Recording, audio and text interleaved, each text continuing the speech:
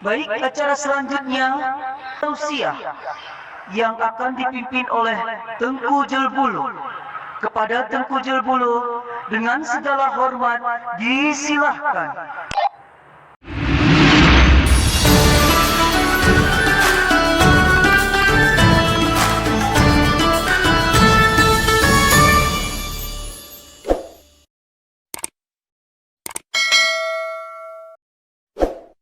Assalamualaikum warahmatullahi wabarakatuh. Hamdan syukranillah, salatu wassalaman ala rasulillah wa ala alihi wa sahbihi wa mawalah. Asyhadu an la ilaha illallah wahdahu la syarikalah. Asyhadu anna sayyidana Muhammadan abduhu wa rasuluhu la nabiyya ba'dah. Qala Allah ta'ala fil Qur'anil Karim. A'udzu billahi minasyaitonir rajim. Bismillahirrahmanirrahim. Likulli ummatin ajalun. Iza jaa ajaluhum la yastakhiru sa'atan wa la yastaqdimun. Summa qala Allah fi ayatin ukhra. Wa bashiri sabirina idza asabatkum musibatun qalu inna lillahi wa inna ilaihi raji'un.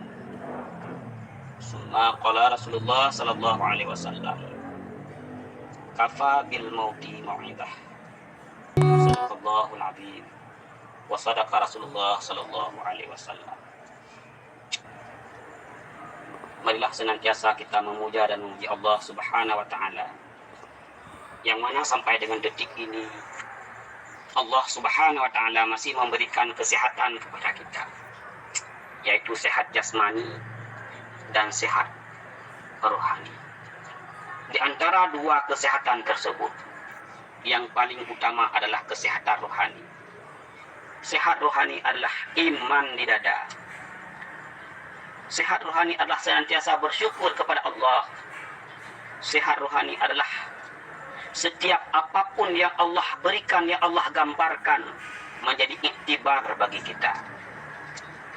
Kemudian salawat ma'asalam kepada baginda Nabi Muhammad sallallahu alaihi wasallam dan kepada al dan sahabat beliau sekalian. U'azzimu ila manajimin indu fiwiti summa ila PJCH jami'ah summa ila operator otomatis jami'ah. Uhibbu ila ahli hadhihi jiha 101 yang dimuliakan Allah Subhanahu wa taala. 17 tahun yang lalu Allah Subhanahu wa taala telah mengingatkan kita. Allah Subhanahu wa taala telah memberikan musibah kepada kita yang cukup besar, yaitu tsunami. Di mana pada saat itu ratusan ribu nyawa melayang. Yang semua itu tidak pernah terlepas daripada kudrah dan iradah Allah Subhanahu wa taala. Dalam ayat Al-Quran, Allah Subhanahu wa ta'ala menegaskan, likulli ummatin ajalun. Setiap umat, setiap makhluk, setiap yang bernyawa maka ada ajal. Ajal adalah masa berlaku. Ajalun adalah expire. Kita yang hari ini bisa duduk, bisa berdiri, bisa berjalan. Ingat, likulli ummatin ajalun. Ingat bahwa kita akan expire. Ingat bahwa kita akan ending. Ingat bahwa kita akan mati. Ingat bahwa kita akan berpulang kepada Allah Subhanahu wa taala. Iza jaa ajaluhum la yastakhiru sa'atan wa la yastaqdimun. Ketika masa berlakunya habis, ketika ajal telah tiba, ketika maut telah datang pada diri kita, Allah Subhanahu wa taala tidak akan mengawali dan tidak akan mengakhiri satu saat pun. Pada umur 120 hari di dalam kandungan, ketika itu kita telah berjanji kepada Allah Subhanahu wa taala, langkah rezeki, pertemuan dan maut bagaimana kehidupan proses kita di dunia ini, maka ketika itu kita telah berjanji kepada Allah. Kapan kita akan mati? Dalam keadaan bagaimana kita mati? Apakah dalam keadaan husnul khatimah? Ataupun dalam keadaan su'ul khatimah? Apakah mati dan biasa saja? Ataupun mati dengan keadaan berdarah?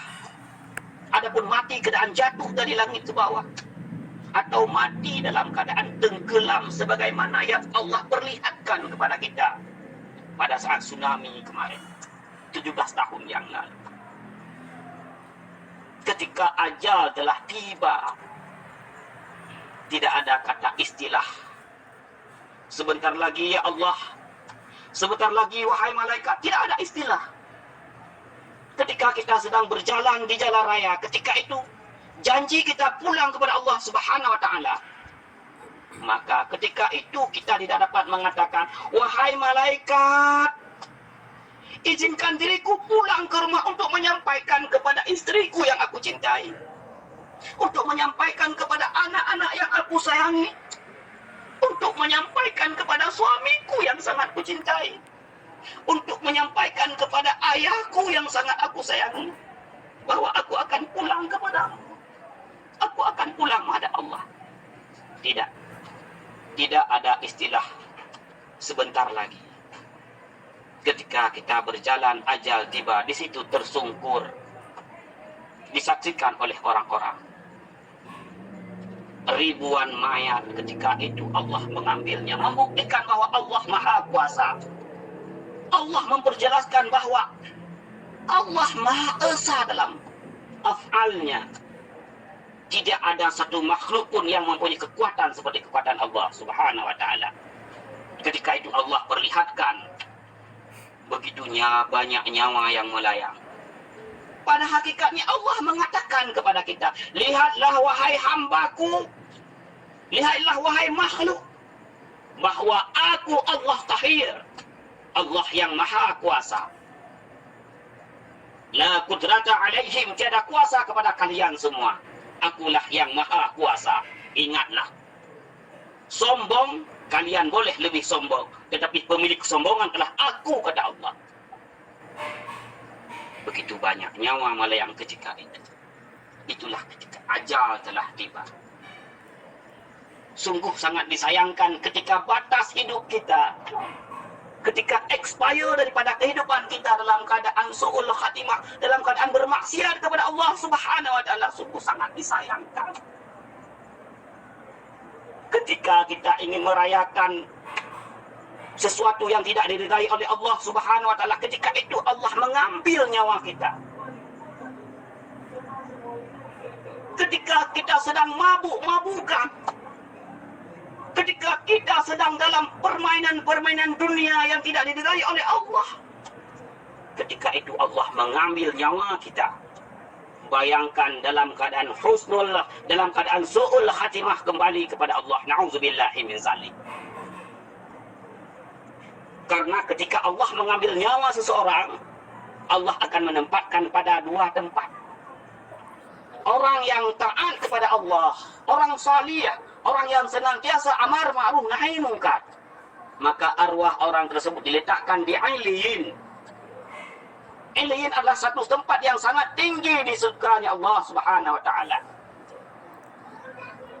Orang yang mati dalam keadaan buruk, mati dalam keadaan bermaksiat kepada Allah, maka nyawa mereka, ruh mereka diletakkan di sijjin, satu tempat lubang yang sangat busuk. Na'udzubillahi min zalik. Itulah dua tempat nyawa kita. Memang hakikat perbuatan adalah Allah Subhanahu wa taala, tetapi pada diri kita ada sifat ikhtiar. Mau kemana kita bawa diri kita?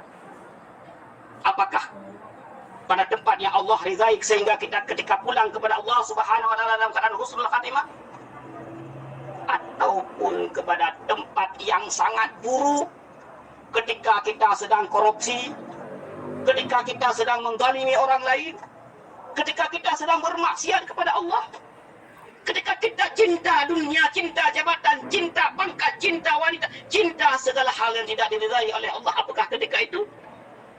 Maka kita akan kembali kepada Allah dalam keadaan su'ul khatimah. Na'udzubillahi min zalik. Maka ingatlah wahai saudaraku, ingatlah, lihatlah bagaimana kematian yang begitu banyaknya, bagaimana jasa-jasa terbaring tanpa nyawa ketika itu. Itu membuktikan bahwa Allah sangat-sangat kuasa.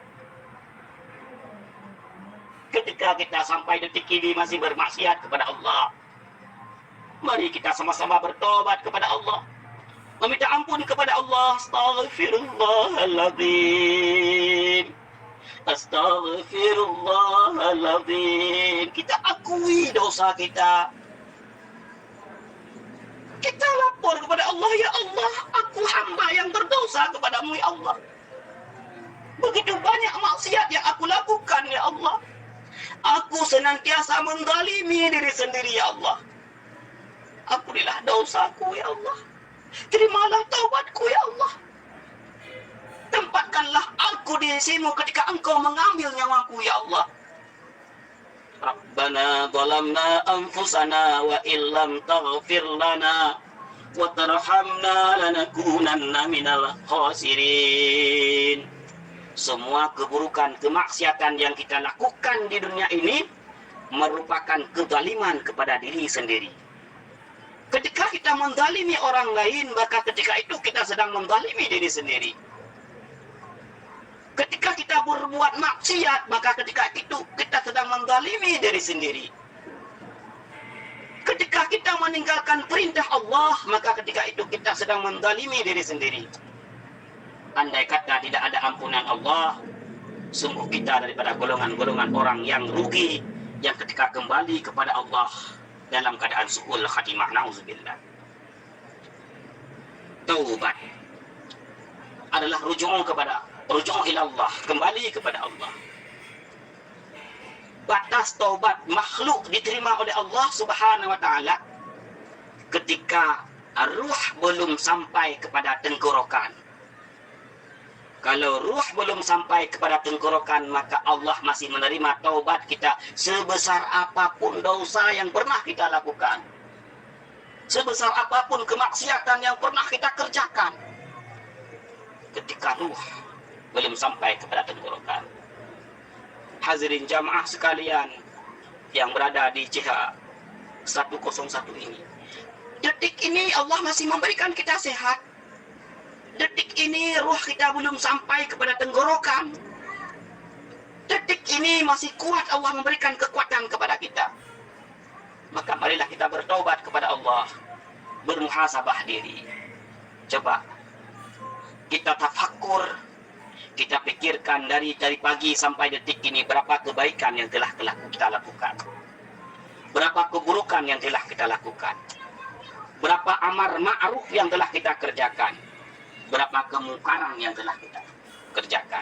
Kita muhasabah diri. Maka hakikat daripada musibah yang Allah berikan, baik rasa sakit, baik ekonomi yang kadang-kadang sangat susah kita cari, apalagi musibah yang dapat kita lihat di depan mata kita, yaitu tsunami, maka tidak terlepas daripada 3. Yang pertama, apabila musibah tersebut diberikan kepada orang-orang yang tidak beriman kepada Allah Subhanahu wa taala, maka itu merupakan azabnya Allah Subhanahu wa taala. Maka sungguh ketika kita terlepas daripada musibah tersebut dalam keadaan tidak beriman kepada Allah, maka berimanlah kepada Allah. Berimanlah kepada Allah, karena hakikat kebenaran adalah di dalam Islam.